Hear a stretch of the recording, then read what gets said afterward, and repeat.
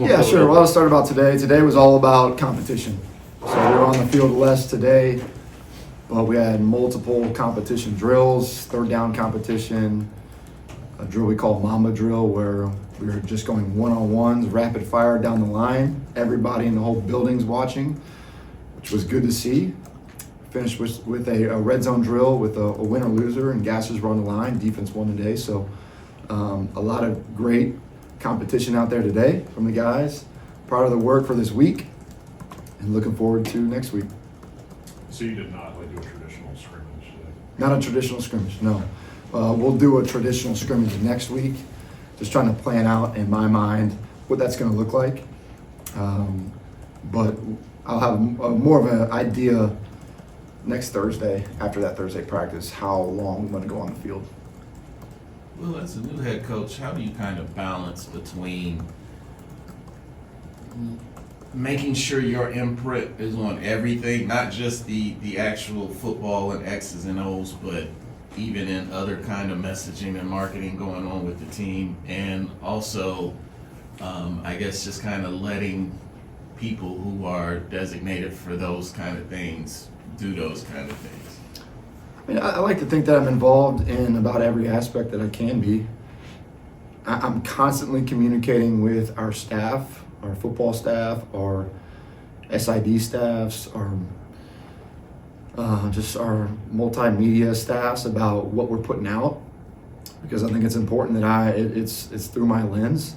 Am I trying to micromanage everybody? Hell no. They're hired for a reason to do a job. We have a lot of really smart people that work their tails off in this organization and in this athletic department, but I think it's important as a head coach to have your fingerprint on as much as you can, because ultimately, we're going to be judged by the product we put on the field, and I want to make sure that it's exactly what I want. And in some ways, is it more important because this is, you get the one chance to make a first impression kind of thing, like you want it to be exactly how you Yeah, I mean, I think every day is important, every year is important. Is it because it's my first time? I mean, maybe, but I'm just used to doing things the right way. I've seen it done the right way for a long time. Over my entire career, all my stops have typically been stops where we've won, and so I know what it looks like at the highest level. So are we where we need to be? Not all the way, but I think everybody here has the same vision as me, and they're working, like I said, night and day to make sure that we're putting the product on the field that is our absolute best. And ultimately, as you know, winning solves a lot. So when you win, there's enough for everybody. When you lose, there's not enough for anybody. So we're just so focused on the process right now and our daily habits, and proud of really our entire organization up to this point. Will DJ Miller's one of those guys we've heard from players about this spring. He's been on several of those highlights you put out. Just what have you seen from him in the process? Yeah, he caught a really big, gotta have it touchdown today from Kenny on a 2-minute drive, which I thought that was in great anticipation from Kenny. Great route detail by DJ. And I challenge him every single day. Like, if you want to be a dominant player here and in the SEC and in the country, you have to practice a certain way. It's not like you can just show up on Saturdays and expect to play at the level that you want and that we want you to. So I'm challenging him every single day. He's got the body, he's got the height, weight, speed. I think he's got the mental makeup that I've seen. It's just being consistent in everyday practice. So I've been proud of him. I think he's grown a ton since we've gotten here. But not only him, you look at what Nick Anderson has done just to that group, his veteran leadership. He's been in some big games, big moments, caught the winning touchdown against Texas when he was a freshman in Oklahoma. Like, that guy's played a lot of ball. So I've been impressed with the wide receiver group to this point, and just I'm continuing to push them every single day to be their best. You mentioned there was a lot of one-on-ones today. Was there anyone that really stood out in terms of just how they competed, the energy they brought, or even the big play they made? I don't know if it was just one. I just felt it from the whole group. I did. The whole mantra this morning was compete. And what is it going to look like when everybody's watching you?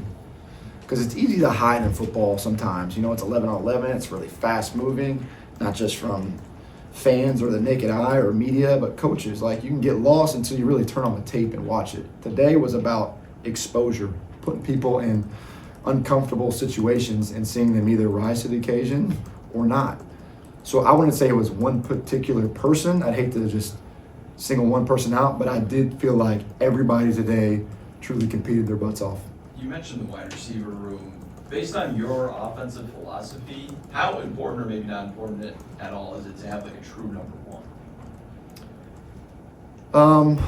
I mean, shoot, when you have a dominant number one receiver, it's definitely beneficial. I mean, whenever you can have a dominant player at a position, whether it's receiver or running back or edge or safety, I think that's always good.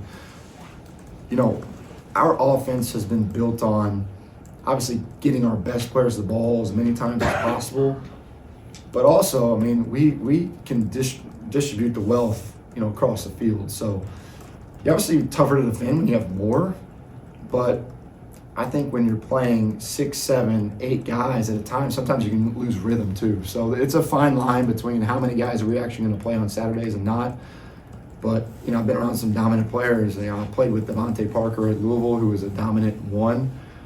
At UTSA, we had 3 excellent receivers that all, you know, gelled off of each other. When I was at Lake Travis High School, we had a guy named Garrett Wilson, who was a dominant player. And then at Oregon, Troy Franklin was really our 1 in 23. Tess Johnson and Evan Stewart were kind of like a duo in 24. And then last year, because of injuries at Oregon, we had to really play multiple people and focus on our tight end depth and our running back depth down the stretch. So to answer your question, I mean, yeah, it's great to have a dominant one receiver. But I feel like we have a group of guys in that room that can make a difference and can play winning football.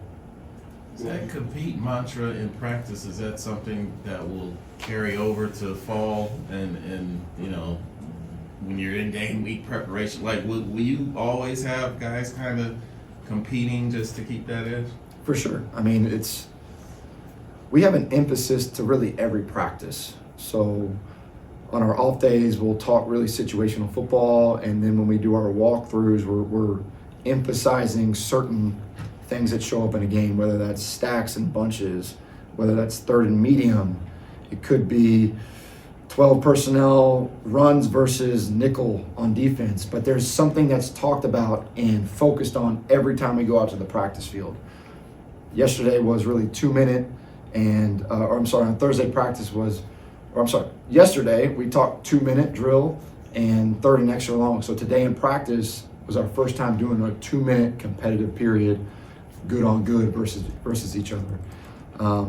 So I think everyday competition is going to be alive. In the fall, we'll do good on good periods during game week to maintain that edge and maintain just like callousing our bodies for contact and playing the game. So I think it goes back to day one of our phase 1 in winter and competition drills. But yeah, I mean, see how it's going to happen every single day in this program for sure.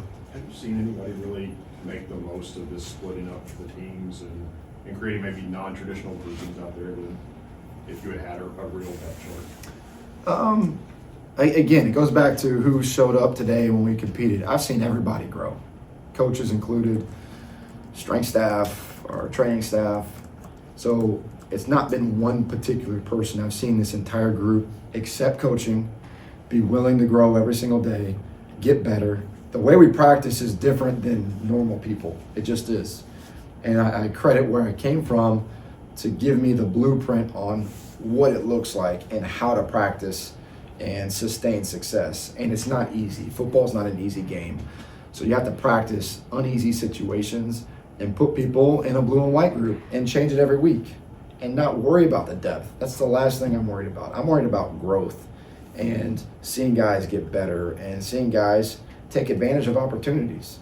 It allows communication to happen at a higher rate because you have an older guy next to a younger guy. A lot of times if we were to put out an all freshman team, like when I was playing, you got the newcomers out there, it's an SHIT show.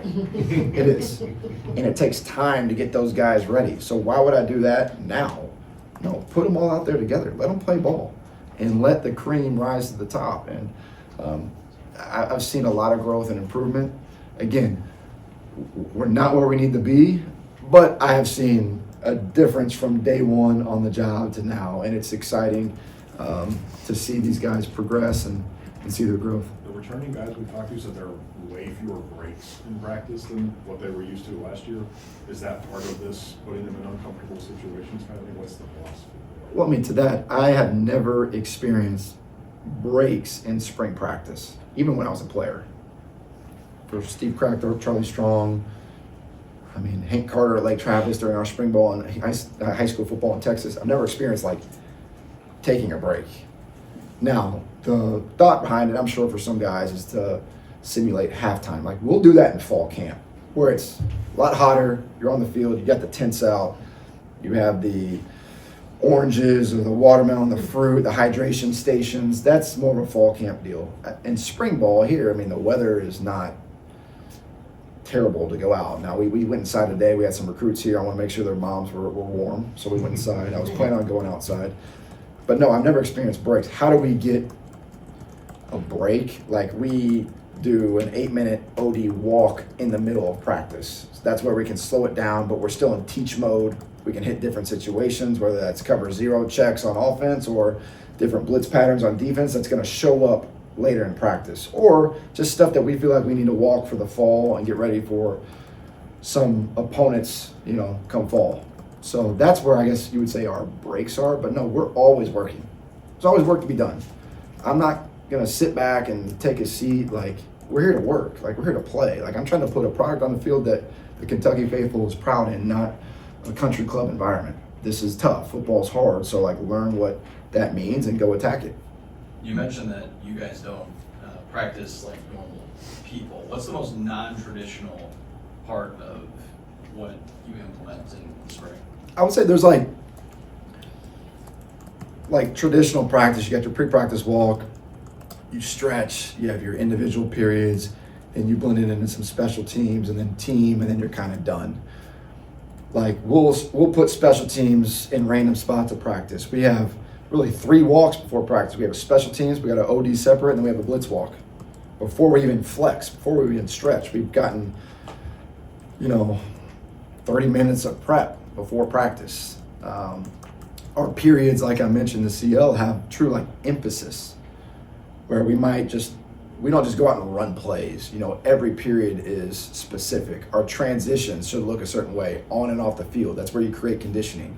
We don't like run after practice. Like, we had some gassers on the line because of the competition period today, but like, everything is fast paced, everything is tempo, because the game is chaotic. When there's a sudden change, block punt, fumble recovery, change of possession, that can be chaotic. So we're trying to create that right now in practice, and we demand a lot from our guys. We're always coaching. We'll 2-spot drills. Instead of 22 players getting better at the same time, we have 44 getting better at the same time. If we don't have enough players for a particular drill, after a team rep, we'll just go 3 plays of 7-on-7 right there. We're not waiting just to do 7-on-7 later in practice. How can we steal reps is our mindset. How can we get better every single period? So it is quite different than maybe some traditional practice schedules, but I like to think that it's worked. Well, you mentioned earlier that defense won today. I don't know if that was just in a specific drill or overall, but what has Coach Bateman and those guys over there done to kind of challenge your guys on a... Yeah, it was tight, and defense won that particular drill at the end of practice. But I've been very pleased with Jay and that entire staff, what they've brought, just from a mindset standpoint, physicality. I love what we're doing third down wise. I think he's got a variety of packages that are really stressful in offenses. And Jay's just totally bought in. We kind of joked yesterday, I'm an offensive guy by trade, but we run our practices more like a defensive-minded head coach than an offensive-minded head coach. Like, I'm there to provide help for him and our defense. Like, we hit, we strain, we do different periods that are beneficial, maybe more to a defensive-minded head guy than an offensive. We put our offense in a lot of stressful situations on purpose. So it's been fun. It's been fun working with Jay, getting to know him, and I'm excited about what he's going to bring to us this fall. You mentioned that every practice kind of has an emphasis to it, and you're kind of maybe gearing up to maybe next weekend doing a scrimmage. What are those things you really need to put an emphasis on going into that you want to see from the team this upcoming week? Well, next Saturday, and I'll express it to our coordinators, like, I'm not trying to trick anybody out there. I want to see our guys line up and play football. So as we near next Saturday, let's simplify the calls. Let's have our base concepts on offense, base concepts on defense, and let these kids go out there and play. Can we block? Can we tackle? Can we catch the ball down the field? Can we get a pass breakup? Like, I'm not trying to have Joe have a bunch of tricky dicky stuff against Jay, or Jay bring out some exotic pass rush package. Like, let's go out and play. So that's really going to be the emphasis next weekend. But leading up, obviously we'll be doing a ton of situational football next week. We'll have some opportunities for end of game plays and 4-minute offense, get the ball back defense. So we'll have specific stuff that we haven't hit this week that will show up in next week's practices that will conclude with a scrimmage and opportunities with situational football. You mentioned putting the offense in stressful situations on purpose. How has your quarterback room been growing and developing during spring? I thought they've done a nice job of handling a lot. I mean, we install a good amount. Like, we're throwing a lot at them right now, the quarterbacks, and so I've been really impressed. I mean, Kenny's very poised, very smart, extremely accurate. Throws a great ball, great deep ball. When he got here, I mean, I told Joe, it looks like he's been in our offense for a long time. That's just kind of how he is. Super smart, more mobile than maybe I gave him credit for. Like, he's got some good legs on him, and I think he's just a natural leader. He's still finding his voice. He's not some rah-rah guy, but when he steps in the huddle, like, you feel him. Right? He looks people in the eye and calls a play with confidence and good conviction in him. So I've been really excited about Kenny and him just getting better every day. I think Jakai's shown flashes of being a guy that can go in a game and operate. He can throw the ball, but he's still young, still learning how to process the game and just to practice a certain way. Brendan's got a big live arm, but again, he's got to continue to learn how to process and to make plays that are easy or routine look routine. But when he does know where to go with the ball, he's big, strong, and he can throw the ball all over the field. So continuing to just push those guys, Joe is, and but been excited about their development so far. Those 3 offensive linemen you brought in with starting experience from big schools that are known quantities, but the rest of that group, how have you felt about them, especially if you mix and match? I've been really excited about them. I think if there's a current strength to our offense, it's our offensive line. And we made a major emphasis to bring in people. When you get hired on December 2nd and December 3rd signing day and there's one guy committed on the offensive line, you got to go out and get guys.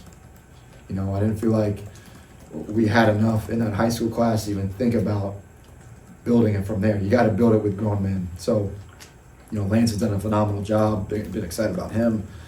Obviously, Tegra, Colt Price is a pro. Max Anderson's done a great job so far. Very impressed with him. He's tough as hell. Jordan Knox, he's one that we had committed that I'm really excited about him. He can play all 3 interior spots. He can snap it. Same with Max Anderson. Got position flex.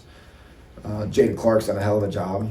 Been able to get him back out there and healthy, and watching him practice and compete's been impressive. I'm really excited about Malachi. I think he's got a lot of upside. Still getting him back fully healthy has been a process, but we've gotten a ton of reps with him and walk through scenarios, and he's really smart and got great length. So, I'm excited about that group, and to see what Cutter has done with them, how they've been gelling has been huge. And then as we get going and post spring ball, we'll really start to hone in on who those 5, 6, 7, 8 are going to be, and then be able to build rotations that we need to throughout the season. Couple more. Well, in this transfer portal era, is there a template that you found that's worked in terms of getting somebody up to speed, like a hyper learning process to get somebody who's just coming in up to speed in order to function even in spring drills? I mean, it's probably how we do our winter strength and conditioning and walk through situations that we're allowed to put our guys through during winter, January, February, bonus meetings, if they ever want to get extra work and want to come in and meet with our coaches and opportunities during the work week, they're able to do that. And then spring ball, we get a lot of football and we get a lot of reps. So that's the best way that I know, is just continuing to rep our plays, putting guys in different situations that are uneasy and uncomfortable, and watching them grow. But we practice a lot. As much as they allow us to, we're going to get out there and practice, because, like you said, there's new faces every year. It's not where, you know, it's just different teams. Every year is a different team. And do you want it to be like that forever? No, but that's the world we live in. Just like you see new teams in college basketball, college football is no different. So you're going to see large roster turnovers, but I see it as an advantage for us, man. We got a great product to sell, got a great fan base, got a great administration, got a great facilities and stadium and coaching staff. So, I mean, I think it's an opportunity for us to bring in the best of the best. Last one, you bias? When we talked to Joe a couple weeks ago about the cameras on the quarterback helmet, he said you guys want to be a high-tech program. Why is that, and how are you planning to use that kind of technology? We're trying to find every winning edge we can.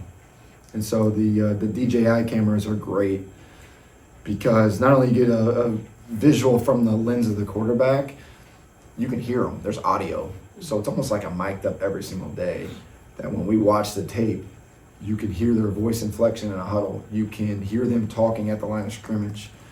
So I think it's just an advantage, not just for the quarterback, but for the entire offense, and even defensively, using those camera angles to see what the quarterback is actually seeing. So we always want to be on the cutting edge of technology, and not just be a school that pays for technology and uses a recruiting tool and then never uses it actually in the building. Like, I don't want to waste any money. Like, if we are buying something, we're going to use it. And those DJI cameras are an excellent tool for us to use for our entire team. Okay, folks, thank you very All right, much. thank you.